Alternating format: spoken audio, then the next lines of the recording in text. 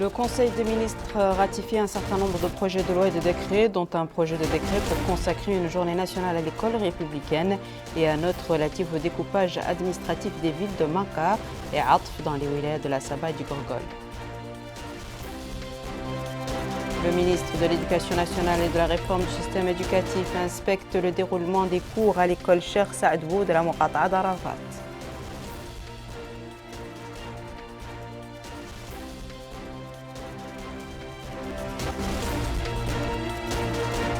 La caravane de sensibilisation sur la nécessité de combattre l'esclavage et ses répercussions se poursuit dans la ville de Bogué, dans la wilaya du Brakna.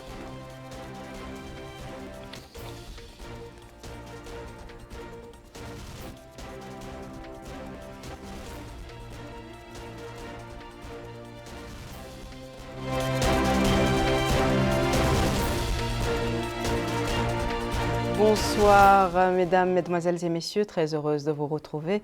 On commence ce journal par la tenue ce matin du Conseil des ministres présidé par M. Mohamed Cheikh Al-Ghazouani, président de la République. Le Conseil a examiné et approuvé le projet de loi autorisant la ratification de la Constitution et de la Convention de l'Union africaine des télécommunications révisée à Harare en juillet 2014. Le communiqué final sanctionnant les travaux de ce Conseil avec Melika Naqli. Le Conseil des ministres s'est réuni ce mercredi 16 novembre 2022 sous la présidence de M. Mohamed Cheikh Al-Ghazouani, président de la République. Le Conseil a examiné et approuvé le projet de loi autorisant la ratification de la Constitution et de la Convention de l'Union africaine des télécommunications, le CAP, décembre 1999, révisé à Harare en juillet 2014. L'Union africaine des télécommunications compte actuellement 49 États membres, dont la Mauritanie est membre fondateur, et 54 membres associés de l'intérieur et de l'extérieur du continent africain. Les plénipotentiaires des gouvernements des États membres de l'UAT, réunis en session extraordinaire à Harare, en Zimbabwe, les 9 et 10 juillet 2014, ont amendé et signé la présente Constitution et Convention.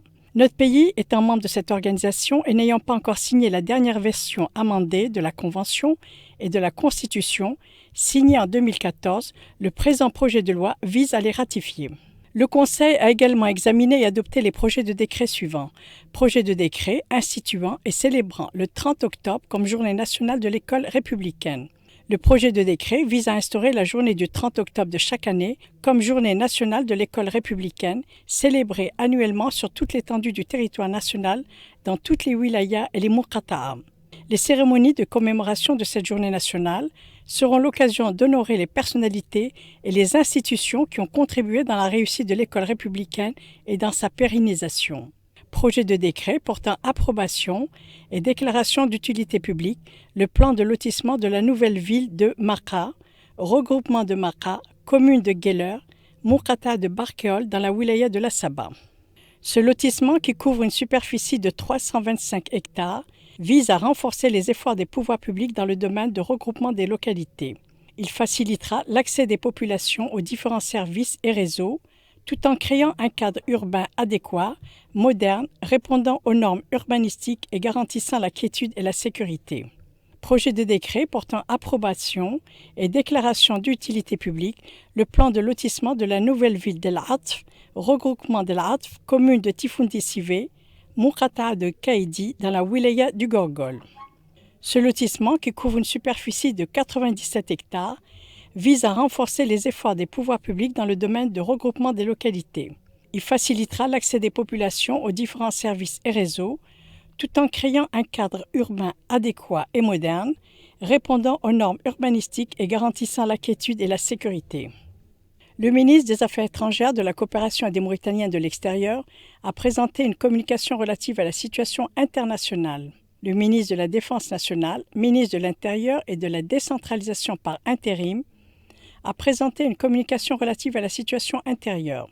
Le ministre de la Culture, de la Jeunesse, des Sports et des Relations avec le Parlement a présenté une communication portant sur la création d'un nouveau festival culturel dénommé Festival culturel de Djewel.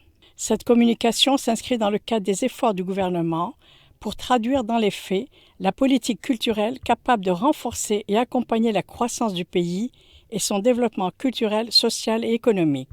C'est ainsi que le gouvernement tient à encourager la diversité et à mettre en valeur le rayonnement religieux, spirituel et culturel des wilayas situés sur la vallée, qui se caractérisent par une spécificité historique fondée sur la fraternité, la cohésion et le bon voisinage. Ainsi, la création de ce festival vise principalement, entre autres, à faire la lumière sur les trésors patrimoniaux, héritage de générations d'érudits et héros tels que Tierno Suleiman Bal, Cheikh Omar Tal, El Hajj Mahmoud Ba et d'autres qui ont écrit l'histoire de la sous-région en reconnaissance du rôle joué par ceux-ci. Ce festival contribuera également au renouveau culturel et économique de ces wilayas. Le ministre de la Culture, de la Jeunesse, des Sports et des Relations avec le Parlement a fait le point sur les préparatifs de la Semaine nationale de la culture, de la jeunesse et du sport scolaire qui se déroulera du 18 au 22 novembre 2022 sur toute l'étendue du territoire national.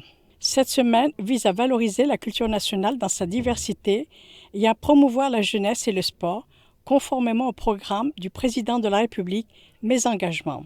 La Semaine de la culture, de la jeunesse et du sport scolaire permettra d'insuffler une nouvelle dynamique chez les jeunes des différentes wilayas du pays et de les mobiliser sur les questions d'actualité telles que l'importance de l'école républicaine, la promotion de l'agriculture, la citoyenneté, la culture de la paix et de la cohésion sociale. Elle permettra également d'instaurer et d'encourager la culture du volontariat chez les élèves des établissements scolaires dans un cadre propice pour la communication, l'échange et la discussion. Enfin, le Conseil a pris les mesures individuelles suivantes. Ministère des Finances, chargé de mission, Tayyeb Oulemouine, titulaire d'un master en finance contrôle. Ministère de l'Éducation nationale et de la réforme du système éducatif, Administration centrale, Direction des affaires administratives et financières, directrice, El Kahla Sidi Ekjeyel, institutrice, précédemment conseillère technique chargée de l'éducation fondamentale. La conférence de presse suivant les travaux du Conseil des ministres a été animée cette semaine par le ministre de l'Équipement et des Transports, porte-parole du gouvernement, M. Nanul Chourouqa, ainsi que par les ministres de l'Éducation nationale et de la réforme du système éducatif, de l'habitat, de l'aménagement du territoire et de la culture, de la jeunesse et des sports et des relations avec le Parlement. Les ministres ont examiné chacun, en ce qui le concerne, les projets de loi et de décrets approuvés par le Conseil. La commission de la justice de l'Assemblée nationale a consacré la réunion qu'elle a tenue aujourd'hui à Nouakchott sous la présidence du député M. Ahmed Ould Ismail, son président, à l'examen du rapport annuel de la Commission nationale des droits de l'homme pour l'année 2021-2022.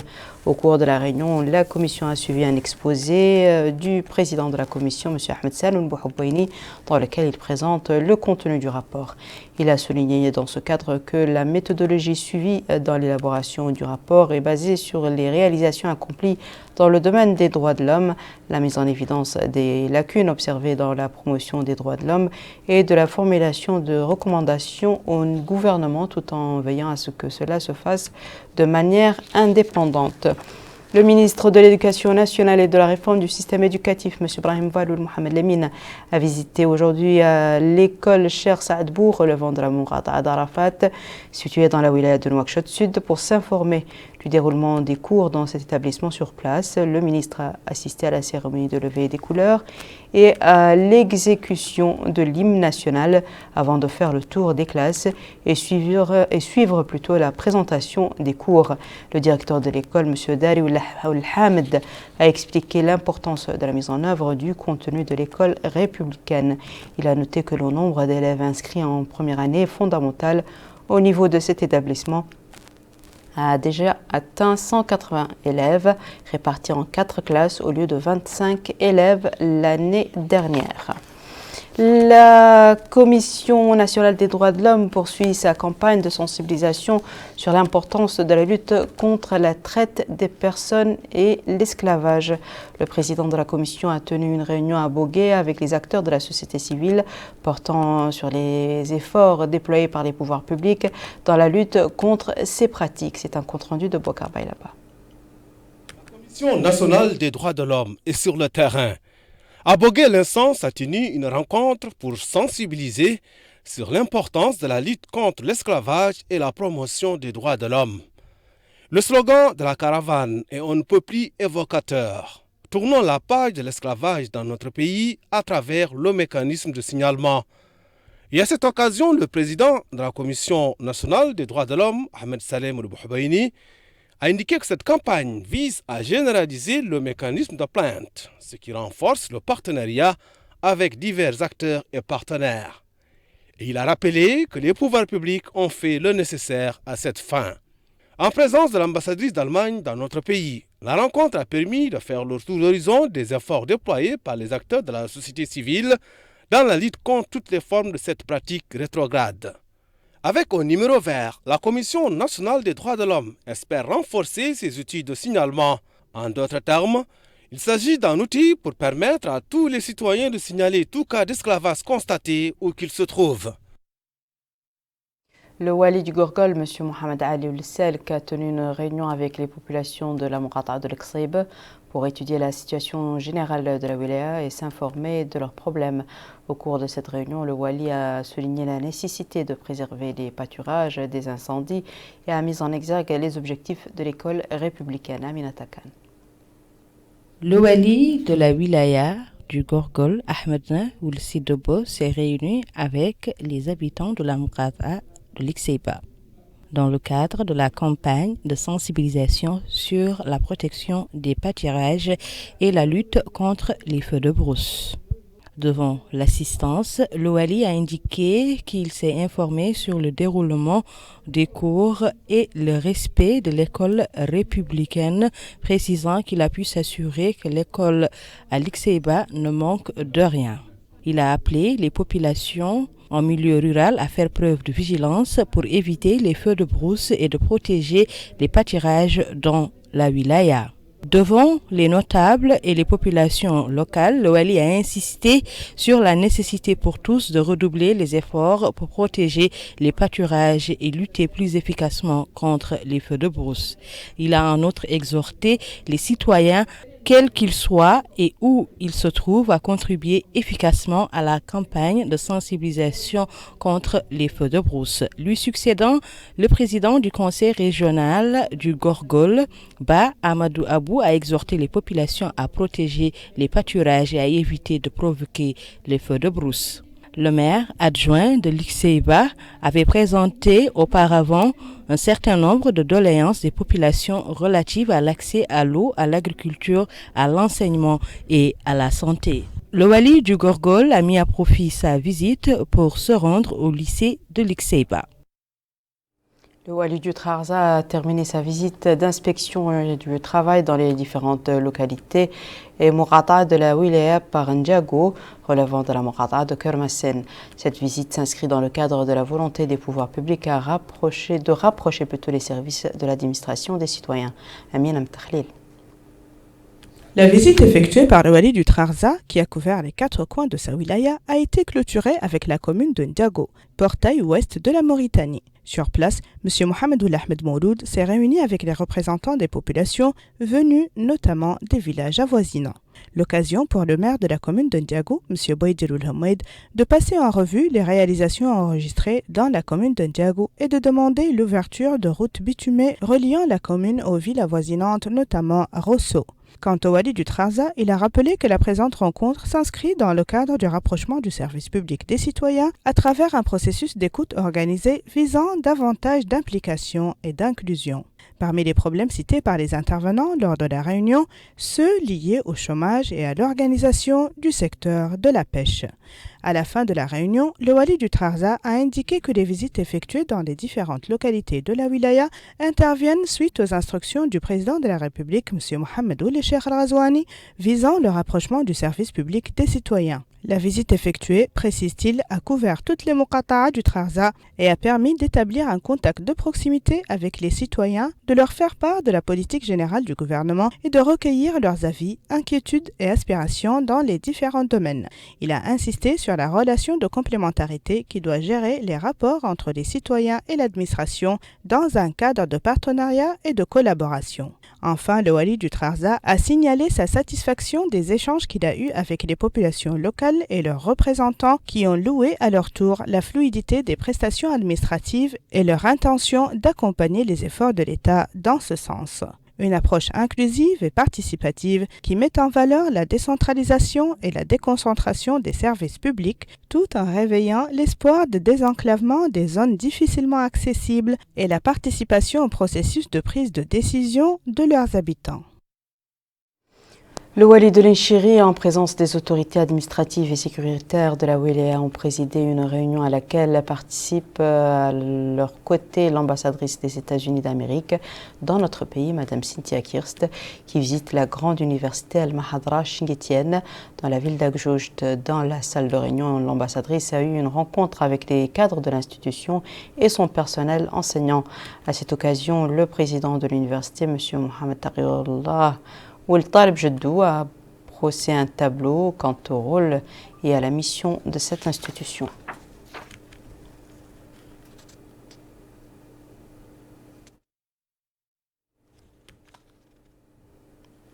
NEMA a abrité le démarrage des travaux d'un atelier sur la révision du plan d'urgence au Hawd al-Sharqi. La rencontre vise à actualiser le plan d'urgence et à la mise en place de mécanismes permettant de consolider les capacités au niveau national et local et en vue de faire face aux catastrophes dans les zones frontalières et dans les couloirs de la wilaya. Plus de détails avec Amina Mtakhlil toujours. Nationale et locale de préparation et d'intervention en cas de catastrophe dans les zones frontalières et les corridors de transhumance qu'a été organisé l'atelier de révision du plan d'urgence organisé par les autorités régionales du Hawd al-Sharqi en collaboration avec l'OIM et l'Union européenne. La présente réunion vise la mise à jour du plan d'urgence précédemment mis en place avec le développement du réseau des acteurs locaux et les mécanismes de coordination des différentes interventions. Lors de ce mot pour l'occasion, le directeur du cabinet du Wali du Hawd al-Sharqi a mis l'accent sur l'importance de la mise en place d'un plan de riposte efficace en cas de catastrophe, compte tenu des dégâts humains et matériels que peuvent causer celles-ci, ainsi que les longues périodes de rétablissement économique qui les suivent. À la fin de son intervention, il a indiqué que la délégation régionale de sécurité civile a, en collaboration avec les partenaires, mis en place des plans d'urgence spécifiques s'inscrivant dans un cadre national global. La représentante de l'OIM a, quant à elle, abordé les différents domaines de collaboration entre son organisme et les autorités mauritaniennes. Quant au maire adjoint de la commune de Nama, il a loué l'organisation du présent atelier permettant une meilleure gestion de possibles scénarios de catastrophe. Pour adopter le plan d'urgence régional, il est prévu que les participants suivent des exposés et présentations avant de formuler des groupes de travail conduisant à l'adoption du plan d'urgence régional en question.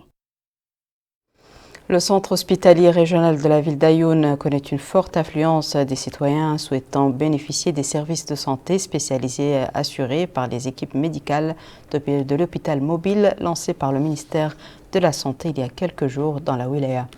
La caravane a contribué à fournir une couverture médicale gratuite dans diverses spécialités. Najia Jekani nous en dit plus.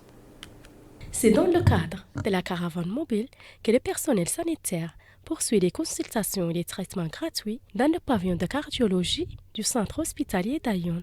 Les consultations effectuées depuis le début de la caravane ont dépassé 300 au niveau de ces services. Sur le terrain, le cardiologue Mohamed Danoul Mokhtar a signalé le nombre important des citoyens venus se soigner. Il a souligné que l'objectif de cette caravane est de faciliter l'accès des citoyens à leur droit aux soins sanitaires. En plus de la cardiologie, les spécialités disponibles au niveau de la caravane comprennent la chirurgie générale et le diabète. De son côté, le chirurgien El-Ghawth Sidi Mohamed a mis l'accent sur l'importance de la caravane.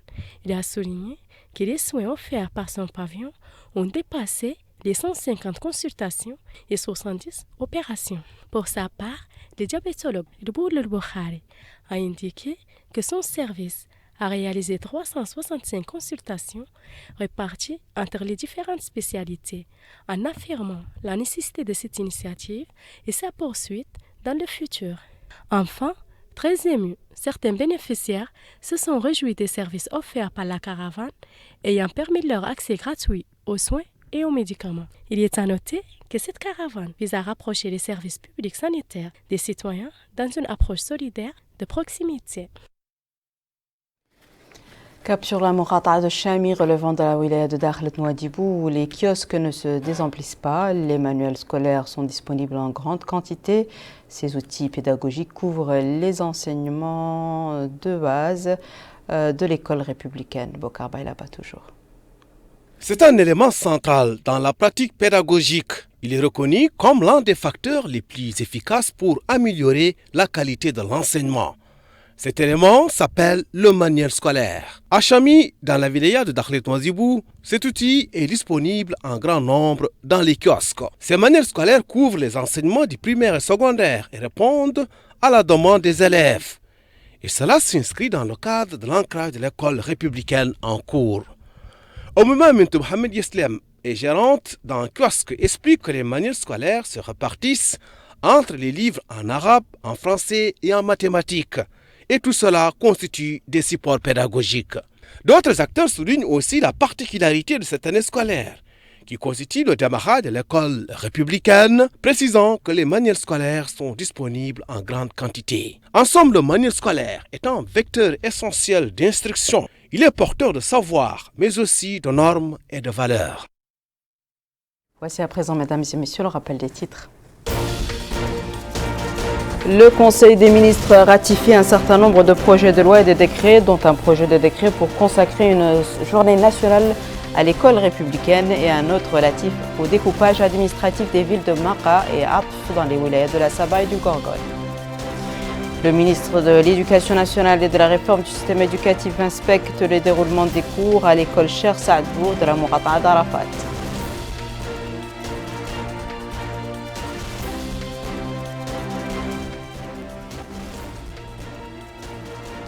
La caravane de sensibilisation sur la nécessité de combattre l'esclavage et ses répercussions se poursuit dans la ville de Bogué, dans la wilaya du Brakna.